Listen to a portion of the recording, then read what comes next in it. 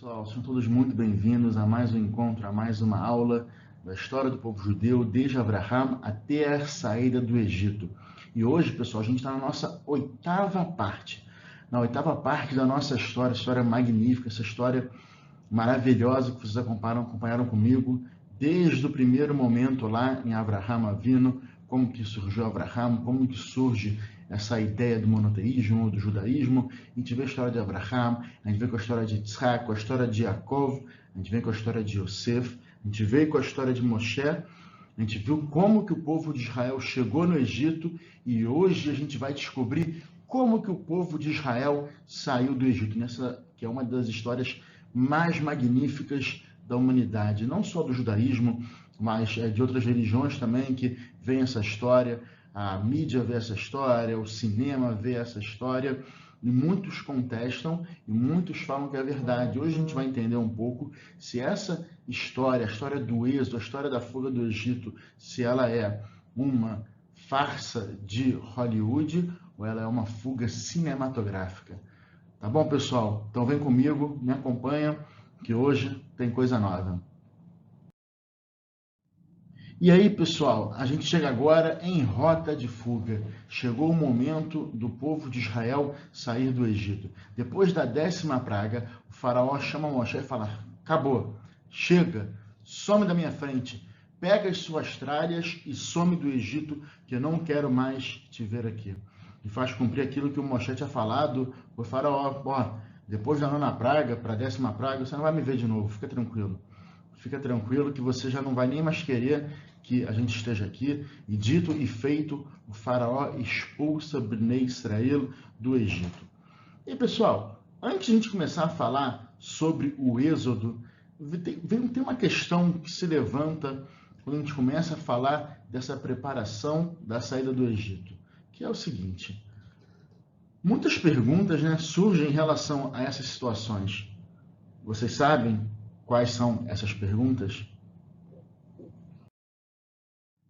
Então, pessoal, a gente vai ver agora um pouco a grande farsa.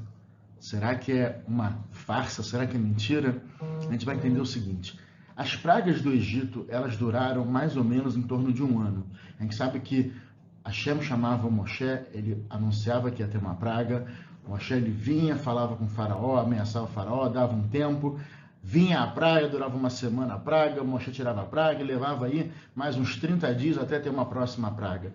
Então a gente tem mais ou menos um pouco menos de um ano, um pouco mais de um ano que duraram todas as 10 pragas do Egito. Mas olha só, vamos observar uma coisa aqui muito interessante. Quando Moshe encontra com Hashem, quando ele encontra com Deus lá naquela sarça ardente, a gente viu na outra aula, aquela árvore pegando fogo, a presença divina que Moshe fala com ela, e Hashem dá todas as instruções para Moshe. Vai lá, liberta meu povo e tudo mais. E a gente vai ver como é que foi esse diálogo. Vamos trazer aqui alguns pontos dessa conversa de Deus com Moshe. Então, desde antes da primeira praga, o que teve no Egito, na primeira visita que Moshe faz ao faraó, naquele episódio com seu irmão, que o cajado se transforma em cobra, ele já tinha solicitado a libertação de Bnei Israel, do povo de Israel do Egito. Já tinha falado para o faraó: let my people go, deixa o meu povo sair, a gente vai sair durante 3 dias para poder fazer oferendas para o nosso Deus, e depois a gente vê que bicho vai dar. Desde o começo ele já tinha pedido a libertação para o faraó. A gente vê aqui no livro de Shemot, 3º capítulo, versículo 18, ושמעו לקולך ובאת אתה וזקני ישראל אל מלך מצרים ואמרתם אליו השם אלוהי העברים נקרא עלינו ואתה נלכנה דרך 3 ימים במדבר ונסבחה להשם אלוהינו. E eles vão ouvi-lo, isso Deus falando com Moshe. Então você irá com os anciões de Israel para o rei do Egito e lhe dirá: o Senhor, o Deus dos Hebreus, manifestou-se para nós. Agora, portanto, vamos percorrer uma distância de 3 dias no deserto para sacrificar ao Senhor nosso Deus. Então, desde o primeiro momento, Moshe ele pede para o faraó que vai libertar o povo, que ele quer levar o povo embora.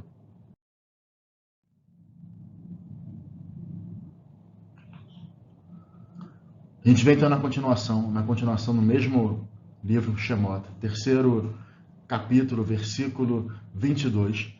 Veshalá Isha, Mishchenta, o Migarta, o Beitar, Kelei Kesef, o Kelei Zahav, os Malot, os Matem, et Benechem, Veal Benotechem, Venitzartem, et Mitzrayim. A gente vê aqui o seguinte: cada mulher tomará emprestado do vizinho e do inquilino em sua casa objetos de prata e ouro e roupas, e você os colocará em seus filhos e filhas, despojando assim os egípcios. Pessoal, estamos falando ainda antes de Moshe se encontrar com Faraó, tá? Isso foi a primeira ordem que Hashem dá para Moshe, lá dentro da caverna ainda, quando ele estava presente na frente de Moshe, no formato daquela sarça, né, ardente, no formato daquela árvore pegando fogo. Então ele já fala que ele tem que chamar os Iknei Israel, os anciãos de Israel, e diante do faraó, pedir a libertação do povo e avisar a todo o povo que ele tem que ir no seu vizinho egípcio e pegar emprestado objetos de prata, ouro, roupas e tudo mais, você vai colocar nos seus filhos e nas suas filhas. E você vai despojar os egípcios. A gente vê que agora uma amostra muito curiosa. A gente fala aqui: cada mulher tomará emprestado seu vizinho e você vai colocar nos seus filhos e nas suas filhas. Aí pergunta: mas espera aí, o pai e a mãe não pegavam nada para eles, não pegavam roupa para eles? Por que você vai vestir o seu filho? E tem Midrash que fala que a roupa dos egípcios ela era tão sem tzniut, era uma roupa assim, cobria tão pouco que no máximo ela poderia cobrir as crianças. Então, Hashem fala para Moshe: peça para elas pegarem as roupas e dá para as crianças, tá bom? E a gente vai aqui ainda na continuação. Vayomer elecha shalach et beni veivdeni vatemaen eleshalechu ine anochi oreg et bincha bechorecha. E eu disse a você: deixe meu filho ir, para que ele possa me adorar. Mas você se recusa a deixá-lo ir. Agora matarei seu primogênito. Shemot, capítulo 4, versículo 23, pessoal. Isso aqui ainda é Hashem falando com Moshe. Moshe ainda não foi para frente do faraó. Eu não estou entendendo. Ele já pediu para libertar o povo. Ele já pede para tomar todo o ouro, prata, objetos de valor, roupa dos egípcios. E ele já avisa para o Moshe que ele vai dar o fim no primogênito do faraó. A história está só começando, pessoal.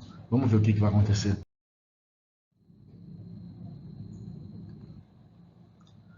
Vayomer Hashem el Moshe, od nega echad avi, al paro, ve'al Mitzrayim acharei chen, ishlach etchem mizeh, kishalchu kala, garesh etchem mizeh. E disse o Senhor, disse Deus para Moshe: trarei mais uma praga sobre o faraó e sobre o Egito.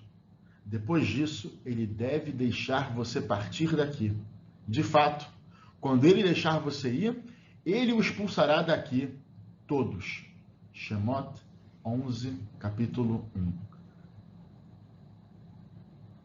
Já começou as pragas. Já tiveram as pragas. E esse versículo ele vem antes da última praga. Depois da nona praga, ele fala para Moshe: olha só, vou trazer mais uma praga. Depois dessa praga, o faraó vai mandar o povo embora daqui. Pessoal, vocês já viram onde é que eu quero chegar? Ainda não? Então vamos mais um pouquinho. Daberna beoznei ha'am veishalu ish me'etreu veisha me'etreu ta keli chesef ukli zahav. E diga às pessoas para pedirem emprestados, cada homem do seu vizinho e cada mulher do seu, objetos de prata e ouro. E aqui ele repete aquela ordem que ele deu lá no início para Moshe. E você vai pedir para o seu vizinho, para o povo de Israel ir no seu vizinho e pegar emprestado com ele peças de ouro e peças de prata.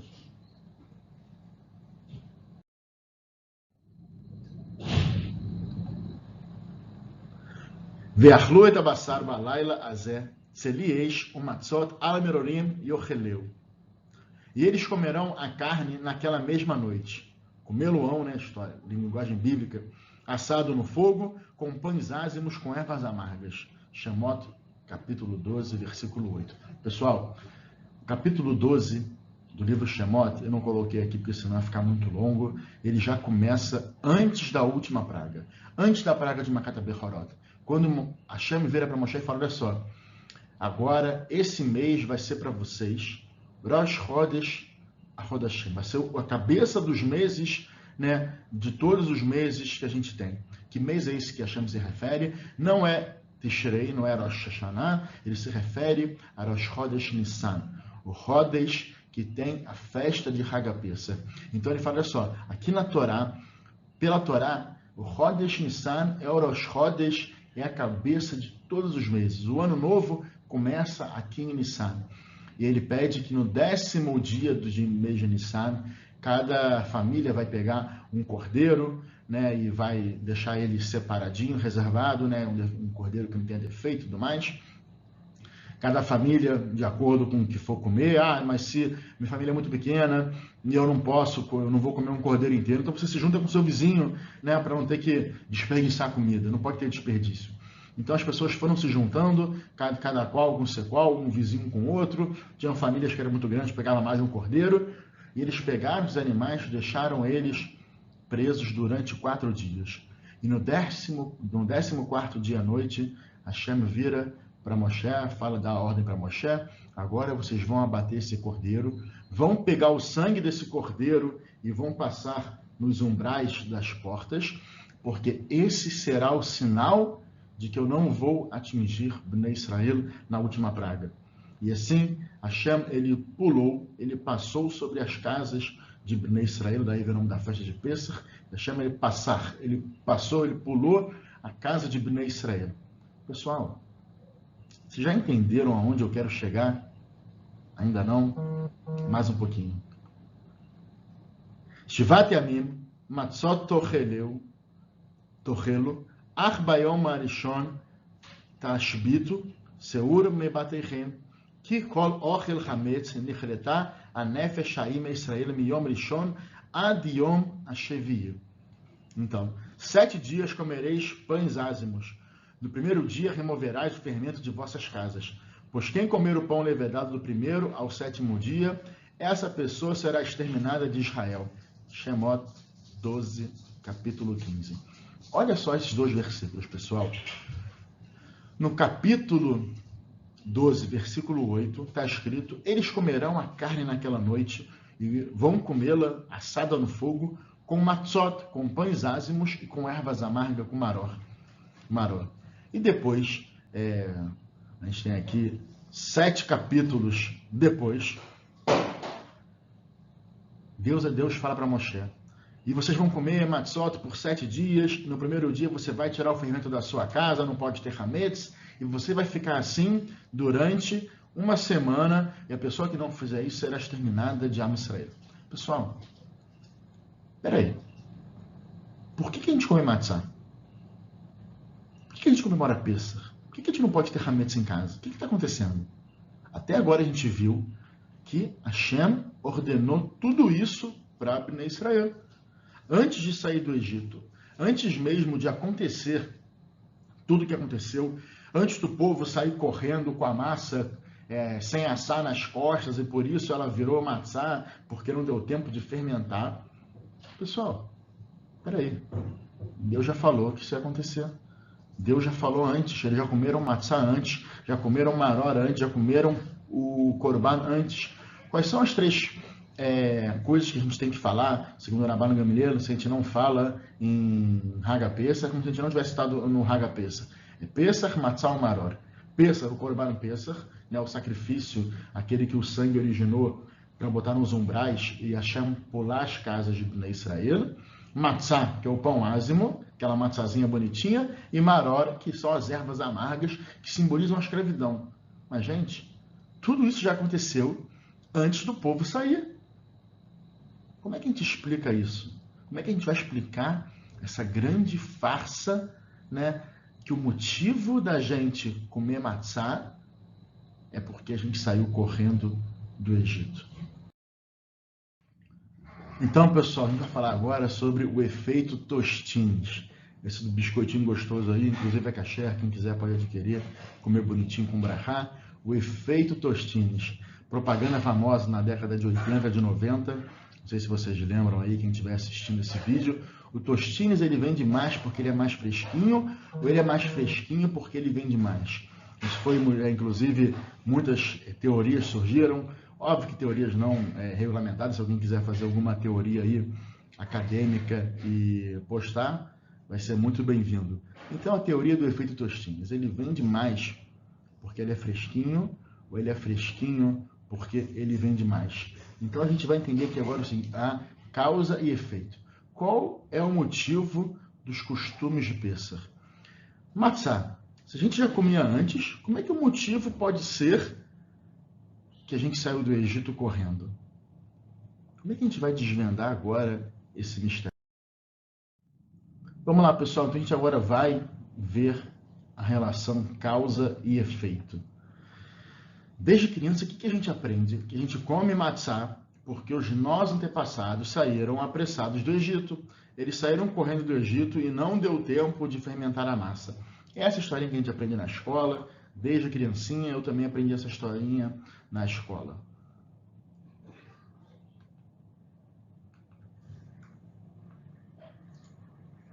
Mas a gente já viu nos slides anteriores que a gente já comia matzá mesmo antes de sair do Egito. Tem outras passagens, Abraham Avinu ele comeu matzá, Ló também comeu matzá. E depois a gente também continuou comendo matzá durante um ano, não é uma obrigação, é uma obrigação de comer em Pêssar, mas não é exclusiva de Pêssar, a gente pode comer durante o ano inteiro. Então, como é que funciona essa questão? Como é que uma história que ainda não aconteceu pode ser a causa da história? Entenderam? Eu vou repetir. Como é que uma história que ainda não aconteceu pode ser o motivo daquela história em si? Como é que o fato de a gente ainda não ter saído do Egito, a gente ainda não comeu, a gente ainda não saiu correndo com a massa crua nas costas. Então, como é que a gente come matzá? Porque a gente saiu do Egito, sendo que no primeiro seder que é feito, a gente está comendo matzá dentro do Egito.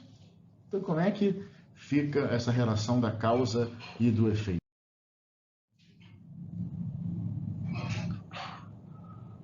Inclusive, pessoal, a gente lembra isso na Haggadah de Pêssar.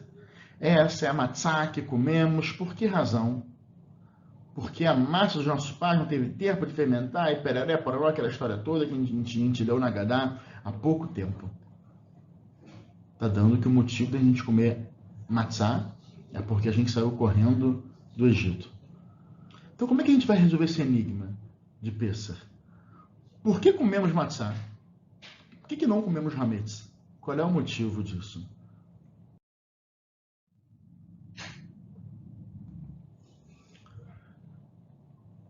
Nossos antepassados já comiam matzá desde antes de Pêssar, ou mesmo antes da saída do Egito. Antes de realizar a última praga, a morte dos primogênitos, Hashem ele passou as diretrizes para Moshe. Esse será a cabeça dos meses, Rosh Chodesh Nissan, como eu falei para vocês. No 15º dia fará o sacrifício de Pêssar e vai comer a ele assado no fogo com matzot, né, que é o pão asmo, e maror, que são as ervas amargas. O primeiro seder de Pêssar foi feito dentro do Egito. E em lembrança aos acontecimentos, comerás 7 dias de matzot e removerás o feminino da sua casa. A gente vê a diferença agora, pessoal, nesses dois últimos pontos que eu coloquei aqui. No primeiro, Deus fala que no 15º dia você vai comer a carne de Pêssar, o sacrifício de Pêssar, a matzá e maror. E depois ele fala que em lembrança aos acontecimentos, durante 7 dias você vai comer matzá e você vai remover todo o hametz da sua casa. Então agora, pessoal, a gente vai chegar no ponto onde a grande farsa? Não, pessoal, a verdade oculta. Como é que a gente agora vai desvendar essa verdade? O motivo que a gente não come hametz é a lembrança que os nossos antepassados saíram apressados do Egito. Agora sim.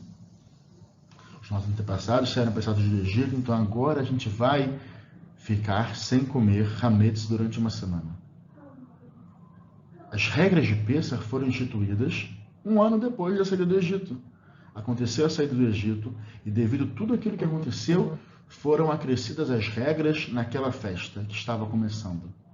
Ou seja, o primeiro seder que é feito no Egito, onde Hashem manda o povo comer matzá, maror e o corban de Pessah, ele é feito dessa maneira.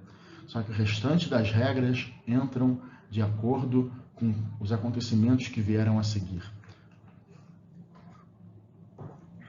A gente já comia matzá, já comia maror, mas a obrigatoriedade de comer nessa festa e de eliminar todo o hametz veio depois da saída do Egito. E aqui, pessoal, a gente consegue fazer a ligação e a junção.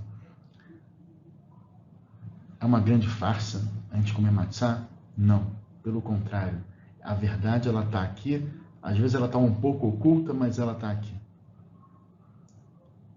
A revelação, a grande lembrança, não é de comer matzá. A gente tem a lembrança da saída do Egito. Então, quando a gente come matzá, a gente vai lembrar da saída do Egito. Porque a ordem de comer matzá já tinha. A matzá, ela não é mais especial ou menos especial. A gente vai comer a matzá agora, porque você saiu do Egito nesse dia, e você vai ficar sem comer nada fermentado, e lembrança que você saiu do Egito esse dia. Pessoal, por um acaso foi inventado o óleo na festa de Hanukkah? Não, o óleo já existia. Mas a gente vai santificar naquela semana, naqueles 8 dias, acendendo a Hanukkah, e assim vai também as outras festas. Então a festa de Sukkot. Não tinham cabanas antes de Sukkot? Claro que tinham. Mas aquele dia a gente vai santificar e vai agradecer e vai lembrar das cabanas. Tá bom, pessoal? Então, mesmo que a gente já tenha sido alertado e advertido e narrado, antes da saída do Egito, o motivo da gente sair apressado é o que dá o tom especial nessa festa. É o que bota a cerejinha no bolo da festa de Pessah. Agora, peraí.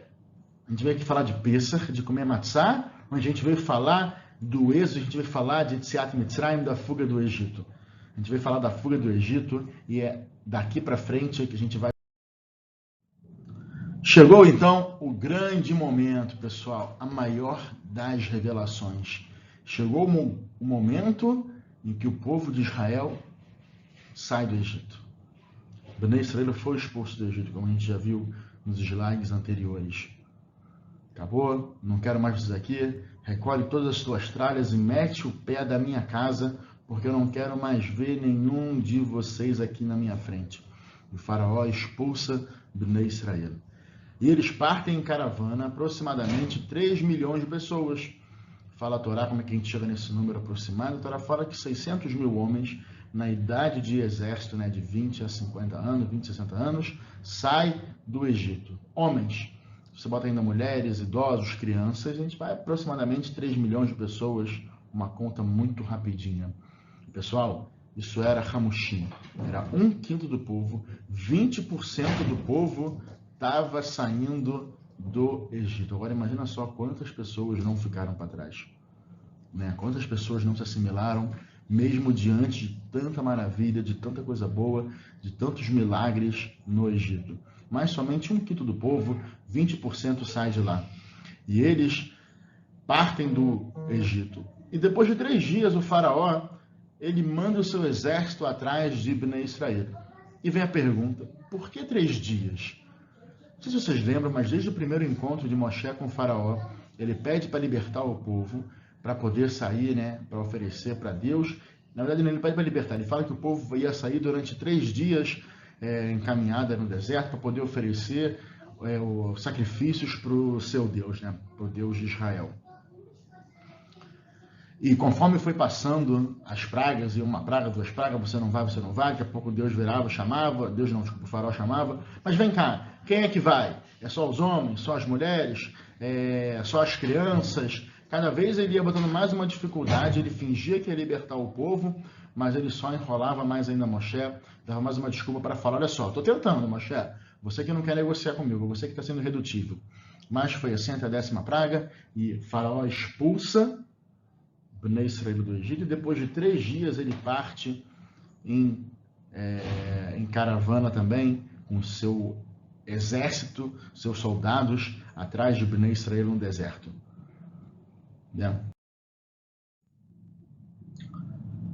A maior das revelações ainda, pessoal. Mas peraí, espera um minuto. Bnei Israel já estava a caminho da liberdade. A gente saiu do Egito, estava lá a caravana, partindo em retirada. Por que a gente volta para o ponto da onde a gente já havia passado? Você já está me olhando, mas o que você está falando? Não estou entendendo. Pessoal, a Torá fala, o povo de Israel estava andando. Daber el Bnei Israel, vayashuv vayachanu lifnei pi achirot, ben migdol, uven ayam lifnei baal tzefon, nachut tachanu alayam. E disse, diga aos israelitas, Deus falando com Moshe, para eles voltarem e acamparem diante de Pi Hahirot, entre Migdol e o mar, diante de Baal Tzefon. Acampará na frente dele junto ao mar. Shemot, né? Versículo 14, capítulo 2. Desculpa, capítulo 14, versículo 2. Porque a gente foi e voltou. Será que a gente esqueceu? Será que alguém esqueceu o carregador lá no Egito? Alguém deixou o Facebook ligado, tinha que voltar correndo para poder fechar antes que o amiguinho visse. Ih, caramba, deixa eu voltar lá para minha pirâmide. O que aconteceu, pessoal? Esqueceram alguma coisa? Faltou alguma coisa? Faltou. O que faltou? O grande final. E aí, pessoal, olha o que acontece. O povo de Israel está acampado com o mar na sua frente e atrás deles começa a vir o exército do faraó. Eles vêm correndo, com sangue nos olhos, com fúria, porque nesse momento o faraó ele não queria simplesmente ir lá buscar o povo. Ele queria ir lá e atacar o povo. E de repente o que sobrasse ele levava de volta para o Egito. Ele ia deixar a gente sair barato. E começam, né, os questionamentos do povo. É óbvio. Por que nos trouxe para morrer no Egito? Será que não haviam covas suficientes lá no Egito? Desculpa, por que vocês não trouxeram para morrer no deserto? Será que não tinham covas suficientes para a gente morrer no Egito? Ou então, eu prefiro ser escravo no Egito do que morto no deserto. Vamos lutar. Vamos entrar no mar. Vamos nos misturar aos egípcios. Vamos rezar para Deus nos salvar. Cada um começou a sua reclamação, a sua prece, a sua briga, a sua luta. E Moshe no meio daquele fogo cruzado, tentando controlar o povo. Não, calma, a gente não vai lutar, vamos rezar. Não vamos entrar no mar ainda não, vamos pedir para Deus. Não volta não, que Deus vai ajudar. Ele tentando convencer o povo que o melhor iria surgir. E nesse momento começa um julgamento celestial. Para decidir se o povo de Israel seria salvo e o que iria acontecer com os egípcios. A gente sabe que todo povo ele tem um anjo que toma conta desse povo. O Bnei Israel ele não tem um anjo só, ele tem Deus que toma conta do seu povo. Mas o anjo Uza, ele era o anjo que defendia o povo egípcio. Então ele chega lá na frente de Deus, na frente dos outros anjos, ele fala, olha só, Deus, olha que injusto, por que você vai matar, por que você vai acabar com esse povo idólatra, se a gente tem aqui do outro lado um povo idólatra? Qual é a diferença da idolatria de um para a idolatria do outro? Se referindo a Bnei Israel e aos egípcios. Porque naquele ponto, pessoal, Bnei Israel estava no 49º nível de impureza.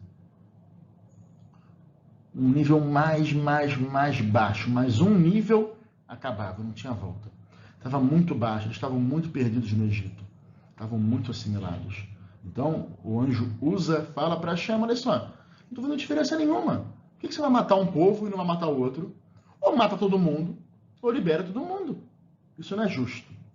E aí, parte o anjo Michael e o anjo Gabriel, eles vão até o Egito, eles retiram um tijolo de uma das construções que o Bnei Israel fez, e eles mostram, olha lá, tá vendo isso aqui? Isso aqui é uma criança. Na falta de tijolos, os egípcios colocavam crianças no lugar do tijolo, para poder levantar as suas edificações.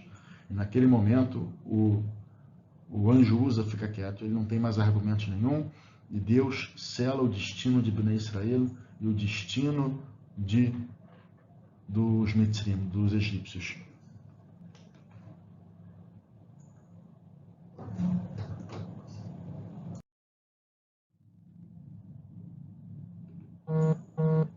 Muito bem.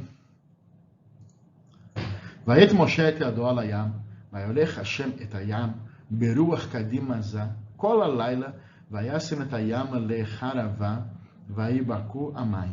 E Moisés estendeu o seu braço sobre o mar, e o Senhor repeliu o mar com um forte vento oriental durante toda a noite, e transformou o mar em terra seca.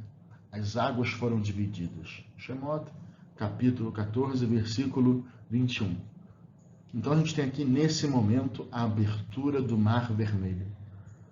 A gente sabe que esse milagre da abertura do mar, ele é o maior dos maiores milagres de tudo. A gente sabe que é a cerejinha do bolo que faltava. E por que exatamente Hashem ele manda o povo voltar para aquele ponto? Porque eles acampam de frente a Baal Zephon, que era uma estátua, a última estátua, o último ídolo, né, o último deus dos egípcios que tinha sobrado, porque tudo lá no Egito foi destruído. Durante as pragas, durante a praga do granizo, que veio e devastou tudo. Então, aquilo ali foi o que sobrou. Então, a gente vai fazer agora esse milagre na frente do Deus deles, para eles verem realmente quem é que manda aqui, quem é que está no comando. Essa história do mar, da abertura do mar, ela é muito significativa. Por quê? A gente tem as histórias das pragas. As 10 pragas, por si só, já merecem aulas de cada praga complementar, de como foi a praga, do porquê da praga, da explicação mundana, da explicação laica sobre aquela praga. A gente tem estudos científicos comprovando como que realmente todos esses milagres aconteceram no Egito. Mas hoje eu não quero focar no milagre das pragas, eu quero focar no milagre da abertura do mar. Tá? Tem um estudo da BBC que fala, né, que foi relatado que naquela época teve uma erupção em Santorini, né, um colapso que teve numa das ilhas gregas, e gerou um enorme tsunami de 182 metros de altura e viajou a 640 km por hora. Então, um geólogo especialista em tsunamis, né, Floyd McCoy, da Universidade do Havaí, nos Estados Unidos, ele diz que esse foi uma das maiores ondas já registradas na história. E ela provavelmente atingiu o Egito. Então, olha só, ele fala, acredite ou não, encontramos evidências dela no fundo do oceano. Tsunamis, de fato, rasparam o fundo do Mediterrâneo e moveram sedimentos. Então, a gente pode encontrar esses sedimentos, e isso nos dá uma ideia de sua direção, diz McCoy. Então, o modelo computacional mostrou as ondas saindo, né, do Mediterrâneo e que eles realmente poderiam atingir o Egito. Ele fala, é provável que isso pode ter acontecido? Sim, é provável. A gente tem alguns registros históricos que comprovem. E não só o registro histórico religioso. Lembra a primeira aula que a gente teve, né, que a gente ia falar se tudo o que está acontecendo é verdade ou se é mentira? Se é verdade ou se é mentira, pessoal, fica de cada um. Você decide o que você acha. Agora, a gente tem um relato bíblico que fala uma coisa, a gente tem também um relato científico que comprova que aquilo que está na parte bíblica, no caso na Torá, pode ser verdade. Eu acredito, né? Não estou mandando você acreditar, mas a gente sempre tem que pensar, peraí, a Bíblia, a Torá fala que a gente tem uma parte científica que fala que aquilo ali pode ser verdade.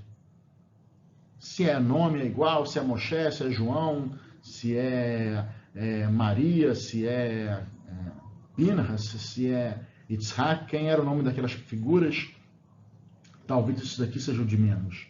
O principal, sim, é aquilo de fato aconteceu. Se a gente acredita que aquilo de fato aconteceu, obviamente também a gente vai acreditar nas histórias como um todo, inclusive nas suas datas, origens e nomes e personagens. Tá bom? Então, cientificamente, a gente pode mostrar que aconteceu a abertura do mar. Ah, mas espera aí. Yam Suf, em hebraico, né? Ele é traduzido como mar de juncos, não mar vermelho. Então, de repente, não era o mar igual a gente olha a praia de Copacabana, o mar. De repente era uma lagoa, era um rio, era um riacho, era alguma coisa. Tá bom.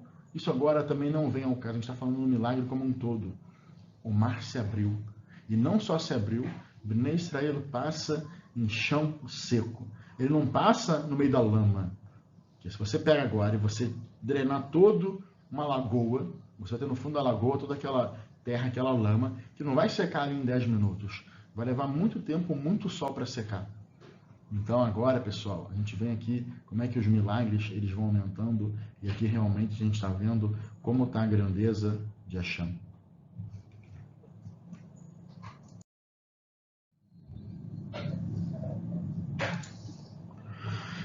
E aí, o que acontece? Os egípcios eles partem atrás de Bnei Israel.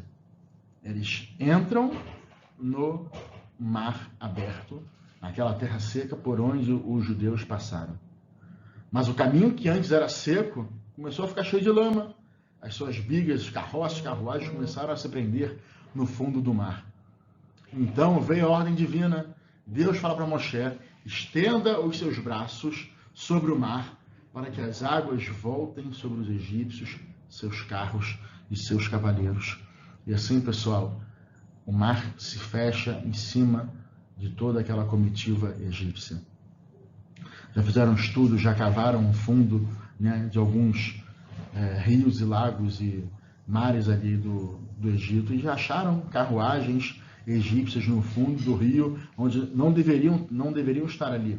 Elas realmente foram e estão lá devido ao fato de todo esse milagre que aconteceu.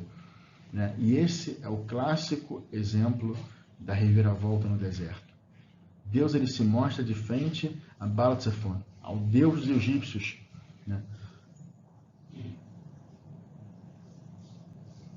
E por que Deus fez isso? Será que Deus só queria se gabar? Deus só queria se mostrar? Não. Naquele momento, de frente, na abertura do mar, quando o povo todo de Israel está passando, ele deu a última chance para os egípcios fazerem tchuvá. A última chance dos egípcios se arrependerem. Que eles estavam de frente do Deus deles, estavam vendo de frente o Deus de Israel. Agora era a hora de falar quem é mais forte, o meu Deus ou o Deus deles? Porque o meu Deus está aqui e não está fazendo nada. Está aqui meu Deus, ele não está conseguindo segurar os israelitas, não consegue segurar os judeus. Então, de repente, o Deus deles é o verdadeiro Deus. Então, Deus, Hashem, ele dá a chance dos egípcios fazerem tchuvá, dá a chance deles olharem e se arrependerem. Mas, né, a gente sabe que eles não fazem, eles entram no mar, porque eles também acreditam, não, mas peraí, já que ventou a noite inteira, então realmente foi o vento que abriu o mar e que secou o mar, não foi Deus. Pessoal, quando a gente fala de Deus, a gente fala dos milagres, a abertura do Mar Vermelho, pensa um minuto, o que você pensa quando a gente fala nos milagres? Quando a gente fala na abertura do mar?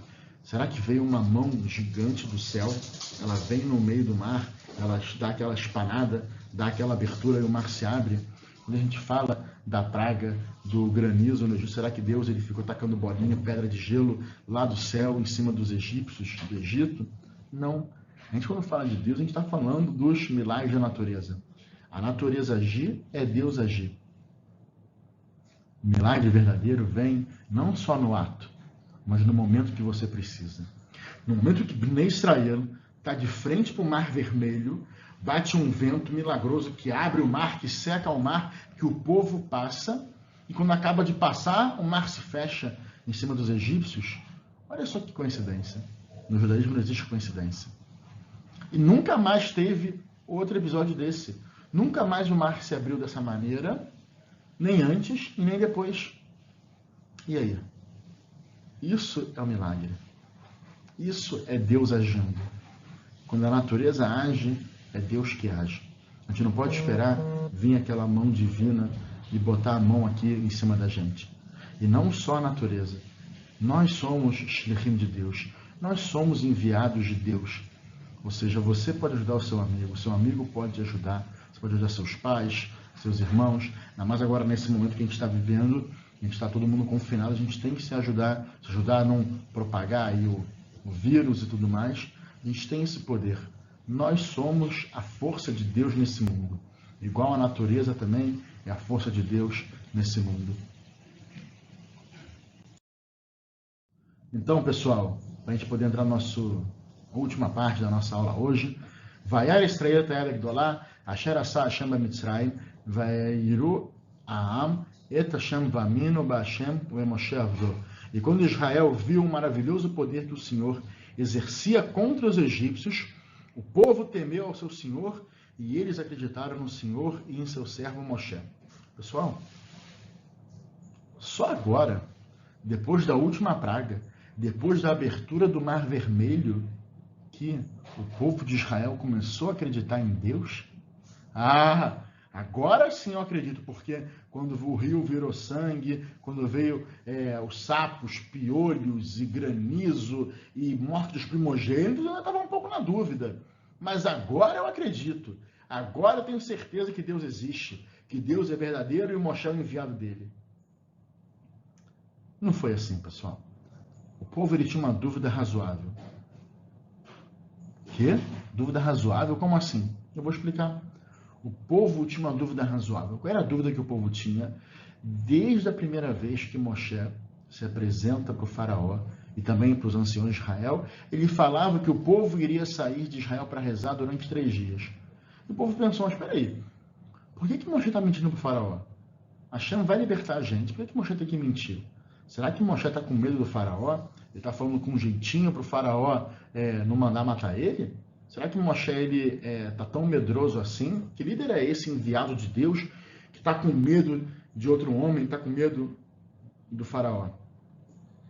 A gente sabe que Moshe ele cumpria a ordem divina e foi assim que Deus mandou Moshe se referir, se tratar com o faraó quando ele fosse se apresentar. Mas essa dúvida ficava na cabeça de Bnei Israel. Será que Moshe estava com medo? Depois que fechou todos os milagres, que fechou o mar sobre os egípcios, que Moshe faz um movimento, ele abre os braços e Deus fecha o mar sobre os egípcios. Agora sim, o povo de Israel passou a acreditar de maneira shlemá, de maneira completa em Hashem, em Moshe, o seu enviado. Mas a gente sabe, pessoal, que não é assim que a história do povo termina. Mas é assim que vai terminar a nossa saga. Então, pessoal, como eu prometi para vocês, desde Abraham até a saída do Egito, saímos do Egito, atravessamos o Mar Vermelho e varremos de vez qualquer possibilidade dos egípcios virem atrás da gente novamente. Acabou. Aqui a gente encerra a nossa saga do povo de Israel, desde Abraham até a saída do Egito. Espero que vocês tenham gostado, espero que vocês tenham curtido. Dá um like aí na nossa página, se inscreve, acesse os nossos vídeos e não deixe de acompanhar o nosso conteúdo. Beijão para vocês, pessoal, tudo de bom.